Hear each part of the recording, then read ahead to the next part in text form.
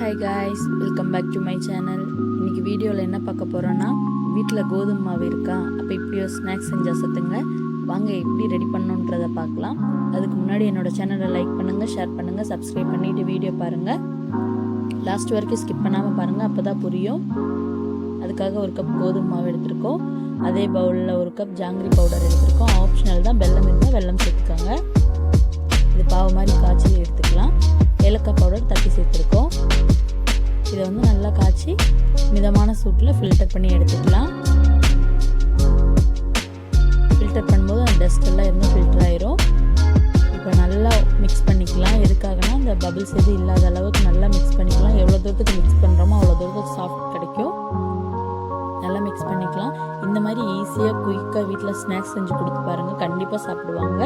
கோதுமை மாவு ஹெல்த்தியும் கூட, குழந்தைங்களுக்கு நம்பி கொடுக்கலாம். ஏன்னா ஜாங்கிரி பவுடர் தான் சேர்த்துருக்கோம். நம்ம தேவையான அளவு தண்ணி விட்டு நல்லா இட்லி மாவு பதத்துக்கு நல்லா மிக்ஸ் பண்ணி எடுத்துக்கலாம். நல்லா மிக்ஸ் பண்ணிட்டோம். பபிள்ஸ் எதுவும் இல்லாத அளவுக்கு நல்லா மிக்ஸ் பண்ணிடுங்க. இப்போ 1/2 டேபிள் ஸ்பூன் சோடா மாவு, ஒரு பிஞ்ச் சால்ட் சேர்த்துக்கலாம். இது நல்லா இப்போ A few minutes later. பொரிக்கிறதுக்கு தேவையான ஆயில் விட்டுக்கலாம். இப்போது ஆயில் ஹீட் ஆனதும் 1 by 1 ஊற்றி எடுத்துக்கலாம். அதிரசம் ரெடி ஆயிடுச்சு. ரொம்ப டேஸ்ட்டாக இருக்கும். கண்டிப்பாக இந்த மாதிரி செஞ்சு பாருங்கள். செஞ்சுட்டு எப்படி இருக்குன்றதையும் கமெண்டில் சொல்லுங்கள். ஹை ஃப்ளேமில் வைக்கக்கூடாது, மீடியம் ஃப்ளேம்லேயே வச்சா தான் நல்லா மாவு வெந்து கிடைக்கும் உள்ள ஃபுல்லாக. அதுக்காக தான் நம்ம இப்படி வச்சுருக்கோம். இதை ஒரு பேப்பரில் வச்சு ஒரு பாத்திரத்தில் ஆயில் ஸ்ட்ரெயின் ஆகிறதுக்காக அதில் எடுத்து வச்சுக்கலாம். இப்படி 1 by 1 ஊற்றி எடுத்துக்கலாம்.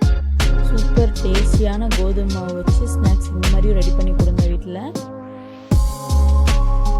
குழந்தைங்களுக்கு கடையில் எல்லாம் வாங்கி கொடுக்கறதுக்கு பதில் நம்ம வீட்லேயே இந்த மாதிரி செஞ்சு கொடுக்கும்போது அவங்களுக்கு ரொம்ப ஹெல்த்தியும் கூட.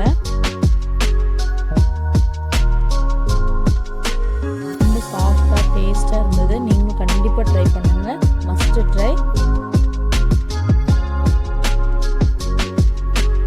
ஸ்நாக்ஸ் செஞ்சு கொடுக்கணும்னு இந்த மாதிரி கண்டிப்பாக செய்யுங்க. செஞ்சுட்டு எப்படி இருக்குன்றதையும் கமெண்டில் சொல்லுங்கள்.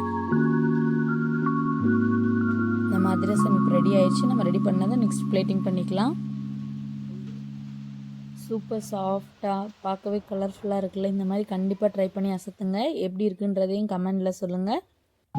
கோதுமை மாவு வச்சு ஈஸி அண்ட் குயிக்காக இந்த மாதிரி ஒரு ஸ்நாக்ஸ் ரெடி பண்ணி கொடுங்க. கோதுமை மாவு அதிரசம் எப்படி இருக்குன்றதையும் கமெண்டில் சொல்லுங்கள். நாங்கள் ஈவினிங் டீ டைமுக்கு எடுத்துக்கிட்டோம். சூப்பர் டேஸ்டியான கோதுமை மாவு அதிரசம் ரெடி ஆயிடுச்சு. கண்டிப்பாக ட்ரை பண்ணிவிட்டு எப்படி இருக்குன்றதையும் கமெண்டில் சொல்லுங்கள். என்னோடய சேனல் பிடிச்சிருந்தா லைக், ஷேர் அண்ட் சப்ஸ்கிரைப்.